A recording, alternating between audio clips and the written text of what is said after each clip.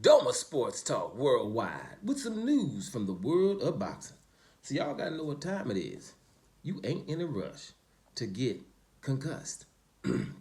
It's a perfect example of it. People ain't in a rush to get concussed. Well, I got a fuss. Check it out. Jerron Boots Ennis, right? Jerron Boots Ennis. We know he's a good fighter, right? We know he's a good fighter. You know, we want him to fight Terrence Crawford, right? Or we want him to become undisputed in the welterweight division. He was in here with trying to get a unification fight that seemed to fail through. We ain't gonna even mention the other guy's name, but we was trying to get him to get something unified so he can try to become undisputed, right? And so what's happening, right? One of my favorite uploaders always complains about this, and he's right. I think that we're gonna have the champions be mandated to fight the other champions to unify.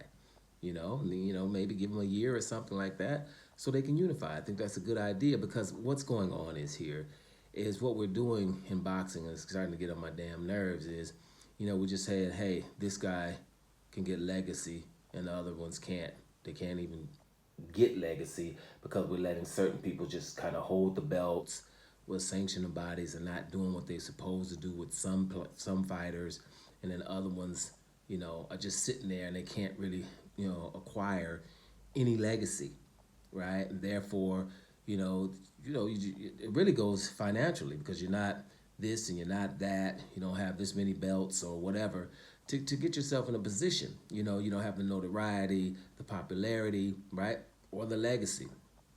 And what I mean is by Jerron Boots Ennis, he's supposed to be rumored to go up from the 147-pound division to the 154-pound division because there's more, good fights up there, right?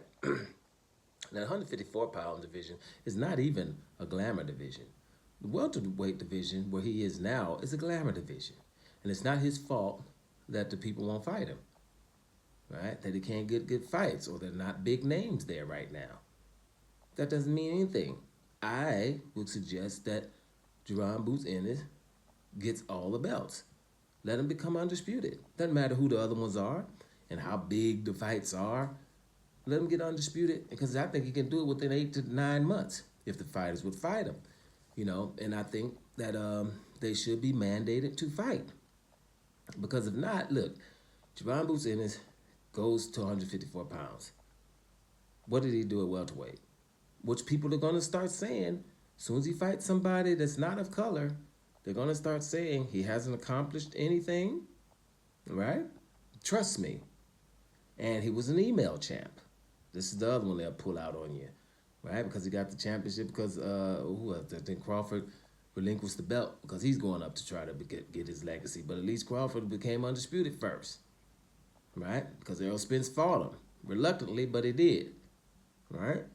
Now, I'm just telling you, Boots Ennis go to 154, right, where the people are a little bit bigger and stuff like that, and you're probably not going to be as powerful or whatever as you are at 147. I think everybody should be able to, whatever weight they can get down to, handle your business there, and then move up. It's going to move up gradually. But, get your legacy while you're there. So Boots is we want him to go up before accomplishing something at the welterweight division. And I don't think that's fair to the man, right? And let me just tell you, y'all know I'm going to get to it. David Morrell, right now. David Morrell was at 168 pounds where Canelo was 2.5 years and his mandatory. Awesome as hell, David Morrell. David Morrell's right up there with Boots Ennis in terms of talent, right?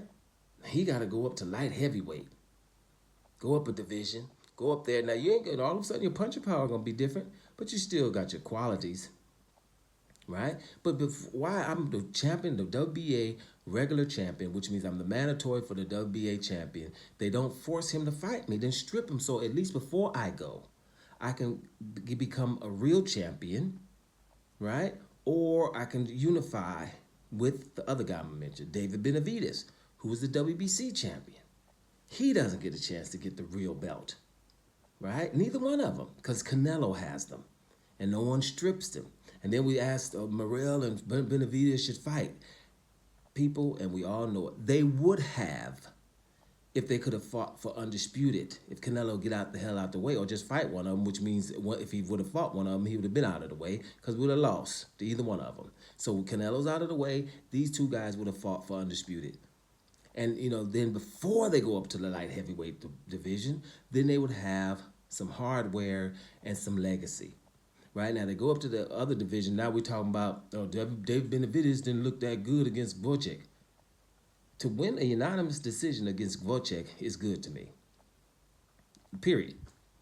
You ain't, first of all, beating Wojciech is good to me. The only one that did it is Benavidez. Wojciech is not easy to beat, even with the layoff. Wojciech beat a lot of people, right? And so Dave Benavidez going up to 175, which is probably his weight, and beat him unanimously with a hurt hand is good to me. I'm not going to be sitting here, well, David Benavidez doesn't look like this and doesn't look like that. Whatever. All this weight bullying is not just David Benavidez. Canelo did it his whole career too, right? And everybody, he was weight bullying, did what, he didn't get knocked out either. I think, but at the end of the day, Benavidez should have had a title shot at 168. David Morrell should have had a title shot at 168, a chance to unify, a chance to become undisputed, just like Jerron Boots Ennis. These guys, and what happens is they're the best, right? So, and then what we do, what's left in the division when they're gone is D-leaguers, right? Or AAA players, or, another circuit where, you play, or second leaguers are still left there.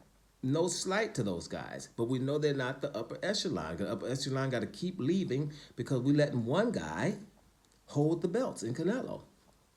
Or we're allowing the other champions to say, this guy's too good, I'm not fighting him, right? Other champions. Or even mandatories. The ones that are mandatory, and I hate to be honest, but the Mexican mandatories, they never take the hard fight to become champion. Virgil Ortiz, he ain't fight Terrence Crawford when he was his mandatory. Jaime Munguia, he didn't fight Demetrius Andrade when he was his mandatory. Canelo Alvarez, he didn't fight Demetrius Andrade when he was his mandatory. Ryan Garcia, he didn't fight Devin Haney when he was his mandatory, right? Not even mention the eliminator fights. Pitbull Cruz, I ain't fighting Shakur Stevenson in an eliminator fight so we can fight for the championship. Ramirez, I ain't fighting Regis Prograis for an eliminator fight. You know what I'm saying? I mean, I could just keep going. It's ridiculous, right? It's ridiculous. So we got to get that together because these great fighters, we're just saying we're not giving them an opportunity to get legacy. And then at the fight night, we're saying, well, they need to step it up and they need to fight these people, they need to fight these people. And we know the people that they need to fight won't fight them. And we wonder why people don't like boxing. Doma Sports Talk. Worldwide. Let's get it together, y'all. And I'm up out of here, y'all.